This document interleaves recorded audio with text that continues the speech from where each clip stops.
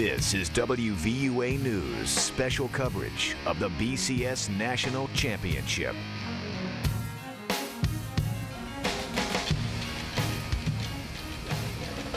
The countdown to the Crimson Tide's road to 15 continues. We are now less than 24 hours away from kickoff. And welcome back to South Florida as WVUA is bringing you BCS special coverage, the road to 15.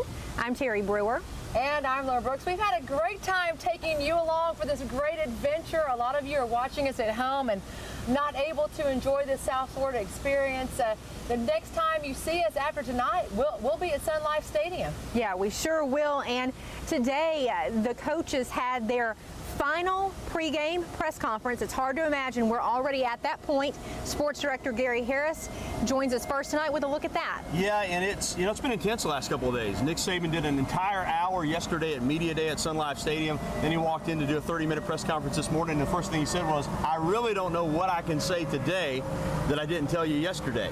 But we found a few things to talk to you about. And a very interesting question that a reporter asked, Nick Saban has a love-hate, or should we say maybe a hate-hate relationship with the media, according to some. And, Nick Saban, though, says he's misunderstood about the media. But as you were saying, Terry and Lynn, the two head coaches did hold their final press conferences prior to the game this morning. Alabama's Nick Saban, who has a reputation for not being the most media-friendly coach around, was asked if he is tired of talking to the reporters this week. The question actually, believe it or not, brought a smile to St. Nick's face. I'm probably misunderstood a little when it comes to media. I really do respect what the media does for our game in terms of the interest you create, with the interest that you have in your coverage and creating a lot of news stories that people are interested in, which, really promotes our game.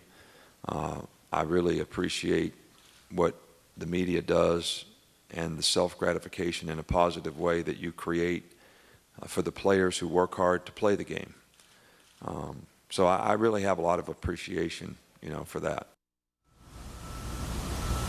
In the interest of television and moving along, we edited that soundbite down to 37 seconds. But he really went on to say, in all honesty, and I felt like it was heartfelt listening to him because, I've watched him a lot.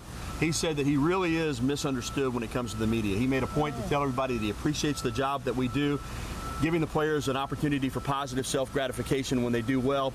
And he said his conflict is that because he cares about the players so much, it's not anything personal against the media, but sometimes he feels the need to protect the player. And when that happens, every now and then he gets misunderstood. But, I've been working with him now for 6 years and haven't had no major conflicts with him. Would like more access like everybody else. But I really do think, guys, that he respects the job that the media does. Yes. And it was good to hear him say that today. All right, good to know. There's a lot of media here, too. Yeah, there are a lot of media here, and there's a lot more coming up with Nick Saban, Brian Kelly, Alabama freshman Amari Cooper, TJ Yeldon, offensive coordinator Doug Nussmeier, Brent Musburger, who's calling the game. We got all that coming up later in Home Team Sports. All right, thanks, Gary. Thanks a lot, Gary. Now we're going to change gears, talk a little bit about the weather. Obviously, you can tell by looking at my hair, it's warm and humid. It's humid tonight. It's humid here. I can't help it. The curls come out here in South Florida, but back at home, maybe not the same story. No, and that's what Daniel Sparkman is here to talk with us about the weather. Yeah, you know what? It's in the 60s, 70s, and 80s here back home, actually in the 30s at this hour. We'll take a look right now at the two state temperatures. You can see that currently in Tuscaloosa, it's actually 36 degrees. 38 degrees up in Birmingham, and down on Alabama's Gulf Coast, it is 46. Now let's take a look at the next graphic there, and we'll see that you can see that also we've got around the area satellite and radar right now a few clouds out there. Not a lot in the way of rain showers, maybe some over southeast Alabama, but we will eventually see more rain showers coming up in the forecast. And that next graphic we'll see is coming up a lot more. That's temperatures still expected to warm up a little bit. Actually, over the next 7 days, we're going to see those temperatures get eventually up toward the 60s and even the upper 60s toward the end of the 7-day forecast. So you can see right now mostly clear skies for our Monday back home in Tuscaloosa. Should be a fairly nice day with temperatures in the middle to upper 50s around much of the area. Now I'll have that full 7-day forecast and what we can expect with those rain chances back home coming up in just a little bit. All right, thanks a lot, Daniel.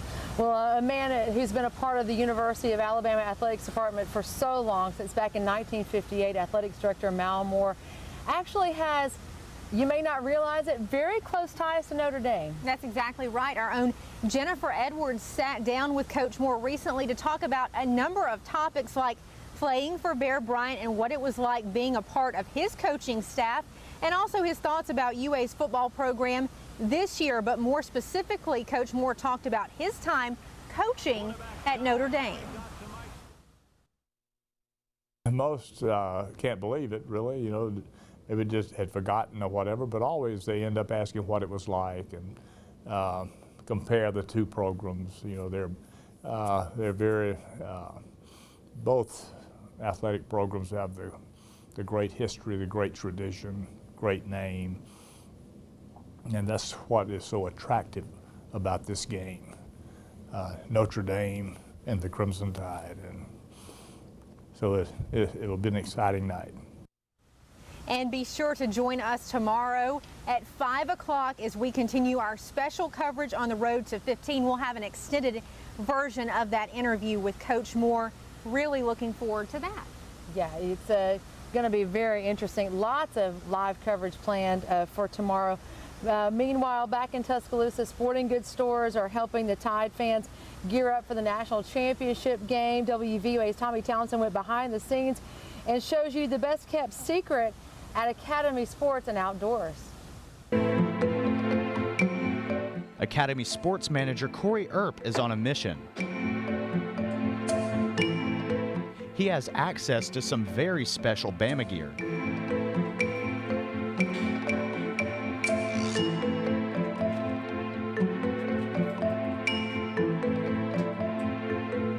He should be able to show me the goods, right?